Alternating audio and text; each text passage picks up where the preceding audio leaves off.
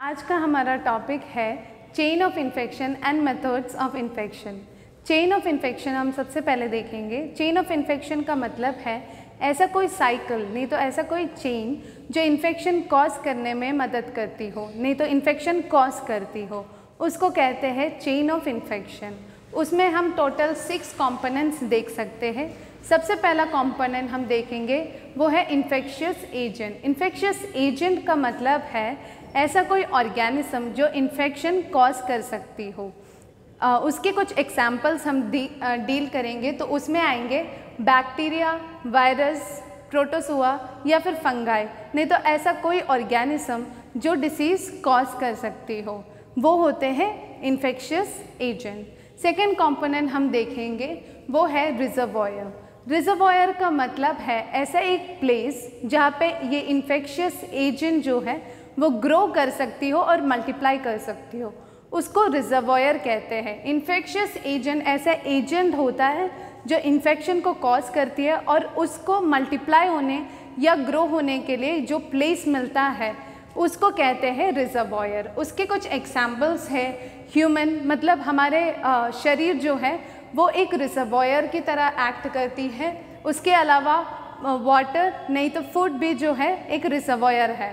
उसके अलावा हम देख सकते हैं अगला पॉइंट है portal of exit. Portal of exit का मतलब है कि एक रिजर्वॉयर से कोई भी इन्फेक्शियस एजेंट बाहर कैसे आती हो, उसको पोर्टल ऑफ एग्जिट कहते हैं। पोर्टल ऑफ एग्जिट में आता है ब्लड, नहीं तो स्किन, नहीं तो एक्सक्रीशंस। ये कुछ एग्जाम्पल्स होते हैं जो पोर्टल ऑफ एग्जिट में आता हो। पोर्टल ऑफ एग्जिट मतलब कोई भी ऑर्गेनिज्म ग्रो करने के लिए या मल्टीप्लाई करने के लिए रिजर्वॉयर का यूज़ किया जाता है, और रिजर्वॉयर से जो निकलने का जो रास्ता होता है उसको पोर्टल ऑफ एग्जिट कहते हैं। ठीक है, उसके बाद हम देख सकते हैं नेक्स्ट है mode of transmission. Mode of transmission का मतलब है कि एक पर्सन से दूसरे पर्सन तक जाने के लिए जो सोर्स को, नहीं तो जो प्रोसेस को यूज़ किया जाता है उसको कहते हैं mode of transmission. Mode of transmission जो है एक रिजर्वॉयर से लेके एक होस्ट तक जो माइक्रो ऑर्गेनिजम्स फैलते हैं, वो एक प्रोसेस होता है, वो एक प्लेस होता है mode of transmission. Mode of transmission के कुछ एग्जाम्पल्स है फिजिकल कांटेक्ट, नहीं तो ड्रॉपलेट्स। ये सब जो होता है कि एक माइक्रो ऑर्गेनिजम्स एक जगह से दूसरे जगह तक फैलने में हेल्प करती है, उसको कहते हैं मोड ऑफ ट्रांसमिशन। अगला हम देखेंगे portal of entry. Portal of entry का मतलब होता है ऐसे एक पाथवे जिससे एक इन्फेक्शियस ऑर्गन एक होस्ट में, नहीं तो एक पर्सन में एंट्री करती हो, उसको कहते हैं पोर्टल ऑफ एंट्री।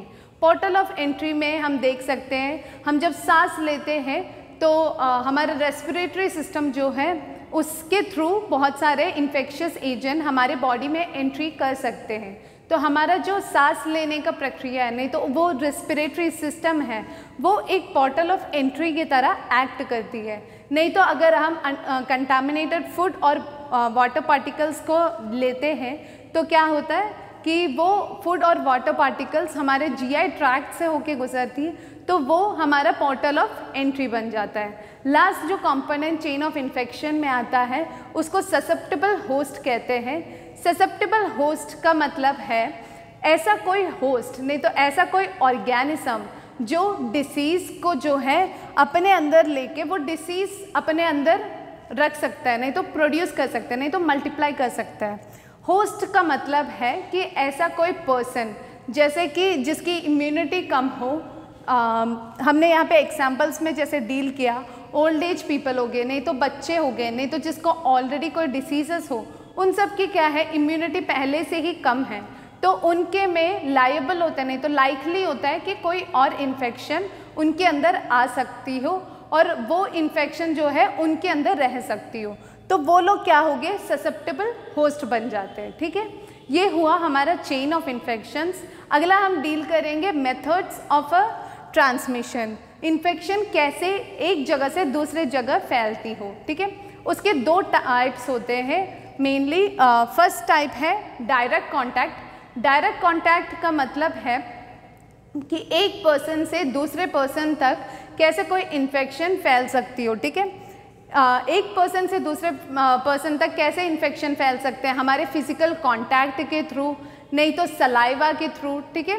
जब हम सेक्सुअल कांटेक्ट में आते हैं, नहीं तो किसी से गले लगते हैं, तो इन सब कुछ एक्ट की वजह से एक पर्सन से दूसरे पर्सन तक इन्फेक्शन कॉज हो सकता है, उसको डायरेक्ट कांटेक्ट कहते हैं। लास्टली इनडायरेक्ट कांटेक्ट होता है। इनडायरेक्ट कांटेक्ट का मतलब होता है जो किसी और पदार्थ, नहीं तो ह्यूमन बॉडी के अलावा कोई भी ऐसा एक सब्सटेंस जिसके थ्रू एक पर्सन को इन्फेक्शन कॉज हो सकता है, उसको कहते हैं इनडायरेक्ट कांटेक्ट। इसमें आते हैं थ्रू फोमाइड्स। फोमाइड्स मतलब कंटामिनेटेड पार्टिकल्स, उसके थ्रू एक इन्फेक्शन फैला जा सकता है, और नहीं तो इंसेक्ट्स, नहीं तो कैरियर्स, इन सब के थ्रू भी जो है इन्फेक्शंस एक जगह से लेकर एक ऑर्गेनिज्म, नहीं तो एक होस्ट तक फैला जा सकता है, उसको कहते हैं इनडायरेक्ट कांटेक्ट। तो आज हमने पढ़ा है चेन ऑफ इन्फेक्शन और मेथड ऑफ इन्फेक्शन। इसमें हमने चेन ऑफ इन्फेक्शन में देखा 6 कंपोनेंट्स होते हैं, हमने उसके बारे में डिटेल में पढ़ा है। और फिर मेथड ऑफ इन्फेक्शन हमने देखा जिसमें हमने 2 टाइप्स देखा है, डायरेक्ट और इनडायरेक्ट कांटेक्ट। आई होप आपको आज की वीडियो समझ आई हो।